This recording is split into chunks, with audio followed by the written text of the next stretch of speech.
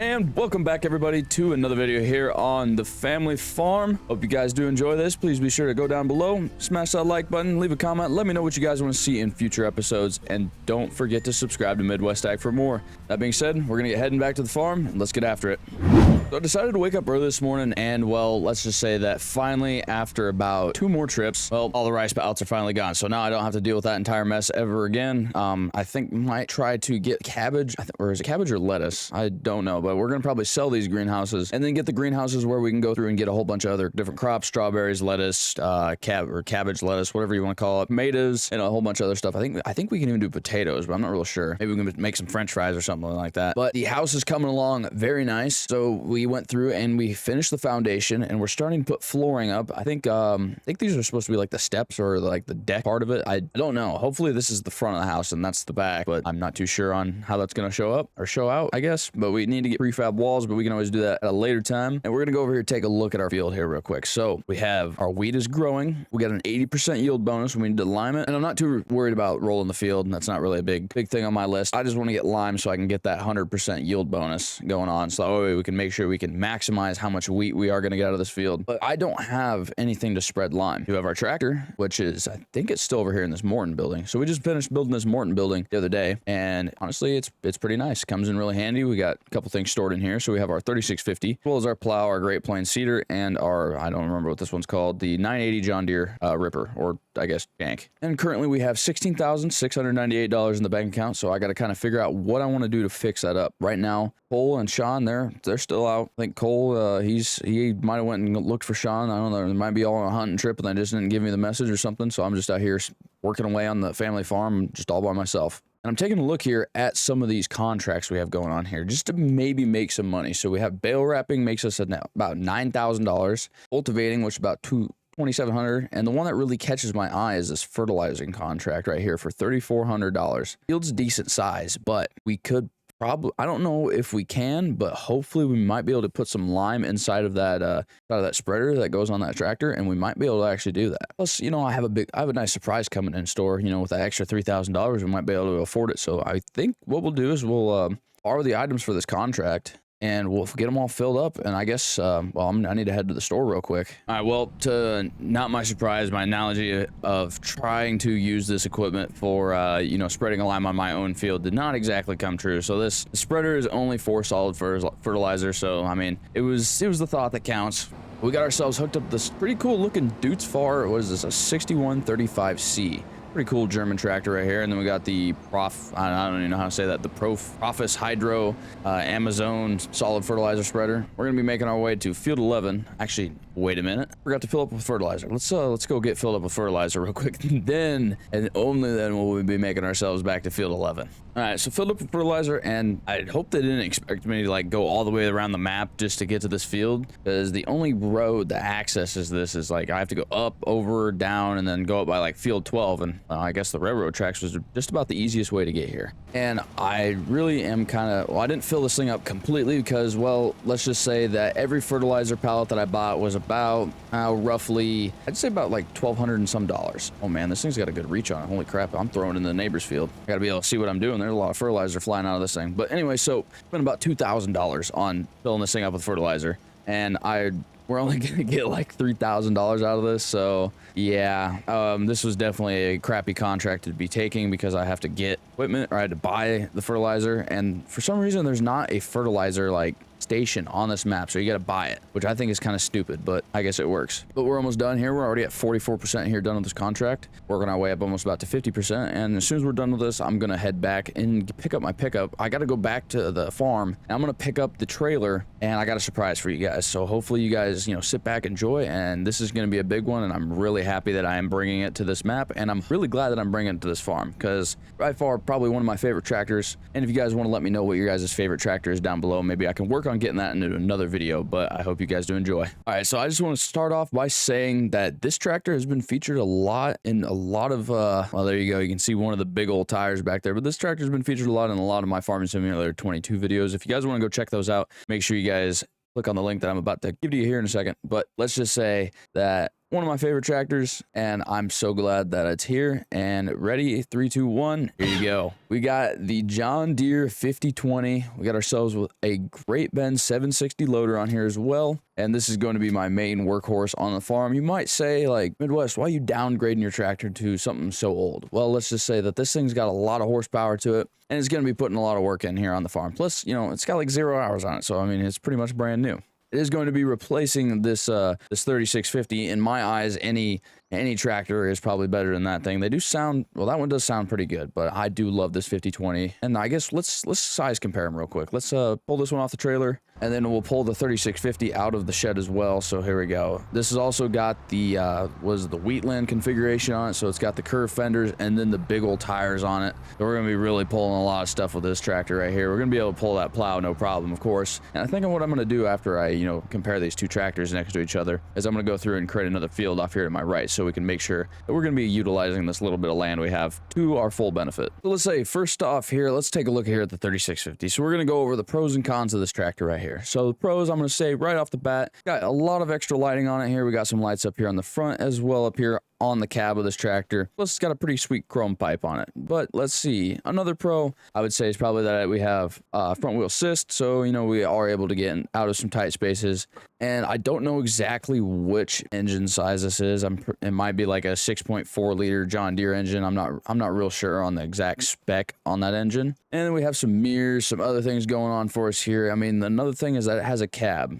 Cons, I would say that, you know, this is just a small, like, basically not that big of a use of a tractor. Like, it definitely doesn't have the power. It doesn't have all that stuff that I need for it. I was pulling that, I think I hooked it up to a seeder, I think a little while ago. I was just testing some stuff out just to see what I could like do with it, and it couldn't even pull it. And it was one of those 3-point hookup seeders, and it was like popping wheelies and stuff like that, and I couldn't get it because I was like, well, my tractor doesn't exactly, you know, have the rating for that. But we come over here to the 5020. Now, I won't bag on it too much, but I'm gonna, you know, go into it just a little bit. So it's a little bit smaller of an engine, but the tires, I mean, come on now, these things are almost as tall as me. They're wider than me. We're definitely gonna be able to get a lot of traction when it comes down to it. We still have it's a weaker, it's not a 3-point, it's just the drawbar hookup. I don't know why I could call this one a 3-point. This is just the same thing. It's a drawbar hookup as well. So they do the same thing. This one might be a little bit weaker. Got a PTO shaft here, and for some reason our PTO shaft here is not as defined as that one, but you know, we got our PTO shaft, same top link, 2 bottom drawbar length. Got the same bottom bar length there as well. We got our CVI inputs, or whatever the heck they're called. And we have 2 lights here on the back, as well as we got 4 lights here on the front. We also got our Great Bend loader. So we have a lot of pros going here. You know, we got big wheels, we got a loader, we got our little dust cover here for our air cleaner. So, you know, we're obviously protecting our engine from getting a lot of dust into it. Now, cons for this thing, it doesn't go up as high in weight as this tractor does. So, you know, the front end of this is not going to be weighed down as much, but I feel like because of these big tires, we're not going to have to worry about tipping back when I hook up to a good seater or something like that. And let's just say that another con is that I don't have front wheel assist. Now, I would love to convert this tractor to a front wheel assist. I think that would be pretty cool, but then it would look a lot better with a cab. So I went with the Wheatland configuration because I didn't really want to have a cab. I like to have like an open cab view when I'm up here. That way I can kind of like fully see exactly what I'm doing with no blind spots. That was kind of like one of the issues here with this. So you hop in here and there's like blind spot here, blind spot there, you know, stuff like that. And then on this one, you know, other than the big giant fenders here, I can completely look all the way around and not have an issue with that. So that's kind of why I went with this 5020. By far a favorite tractor, love it, and I'm excited to have it here on the farm. So we're gonna get this 3650 all loaded up, get it all fired up. You know, it does sound good. That's the one thing. So it does sound, it's a pretty good sounding tractor, but I can't just let a basic tractor like this be sitting around on the farm for that much longer. So we're gonna get this one loaded up on the trailer, and I found somebody to buy this, and I think they were gonna give me like, I think it was like $33,000 for it. So we're gonna get that all taken care of. Not lie to myself. So we got $35,000 for that 3650. It's a good tractor while it lasted. You know, we got our use out of it here on the farm for, well, the little amount of time that we used it. We're gonna go ahead and get that Great Bend 760 all taken off here, and I'm gonna get myself hooked up to that little plow that we got. Now, depending on how this does, I might just get a new one. or I might look into getting a better cultivator, something that actually acts as a plow, because I don't like pulling this plow around. It's kind of stupid, but no problem here. 50/20 is going to be, you know, running the day to day. We're going to be doing a lot of work with this thing. And let's see, where's the hill start exactly? I think we'll, you know, try to cut ourselves up here, but for right now, let's go ahead and I think we got to go counterclockwise first, so that way we don't end up with our pass doing the outside edge. There we go, guys. We are ripping up the dirt, or as straight of a line as I possibly can without messing anything up. And I don't want to get too close to this field. I kind of want to leave probably like a 6-7 foot separation between it. Go to about right there, I think is about how far I want to go with it. And this will be a little bit of a smaller field, not exactly as big as this one over here, but you know, it'll be a pretty decent sized field. I don't have big equipment yet. That's one of the things I really want to get. So I want to get bigger tractors. Well, not a bigger tractor. First, we need to save up our money so I can get like a combine or something. But I really need to be saving up for like a better, or like at least a combine or something like that, because we do need a combine to be able to get all that weed out of this field. That is one thing that we need, and I do need to get that taken care of. Obviously, before we get too late in, well, too close to the, you know, harvest time where I can't even get one. So can I just do this and round it off? I don't really want to have square corners on my field. There we go. Perfect. Oh, whoa. Not perfect. I lied to myself.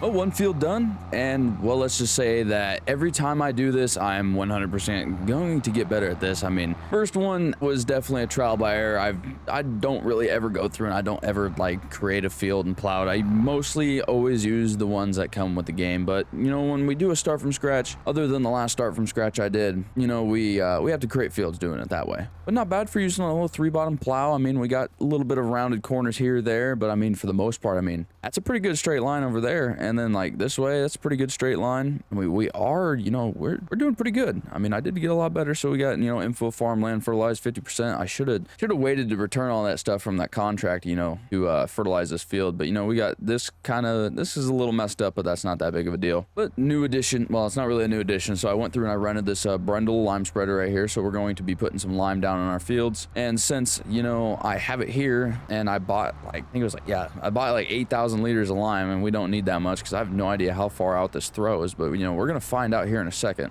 But my idea behind it is, you know, if I already buy the lime, you know, it's already going to be able to be used by the farm, so we might as well just use it to our full advantage and then take advantage of it, I guess, you know, since we have it. And this thing does like kind of throw out pretty far, you know, but we are gonna get this done. We probably are gonna use like under 2,000 liters of lime for this whole field, especially the other one too. And then we'll be able to just take the rest of what we have, or whatever we have left over, I guess, and then we get to use that and store it for later years. But like I expected, the 50/20 did not have a problem at all getting any of this stuff done. We got this field done in record time. We got it all cultivated. It's ready. It's basically a seed bed. All we got to do is just get some seeds put in the ground, but we're going to wait until the next year to do all that fancy work, because I kind of want to start planting some corn and soybeans. You know, I like row crop farming. By far, one of my favorite things to do is go do some row crop farming. So whenever we get that chance, oh, come on, girl. Yeah, I'm pulling a lot of lime going up this hill. So this 50/20 barely wants to do it, but it's going to do it anyway. Like, this field is like the perfect size too. I had exactly the right cultivator length to go through, and now I have exactly the right length for my lime spreader here to go through and cover both sides. So I mean, like, I did a good job, and I completely guesstimated on, oh my goodness. I completely guesstimated on this, and it worked. Let's get this truck moved out of the way. I don't want that sitting there. It was a bad thing to have your pickup sitting in the way whenever you want to get some farm work done. I'm probably wasting lime right now as we speak, because I don't think it ever stops.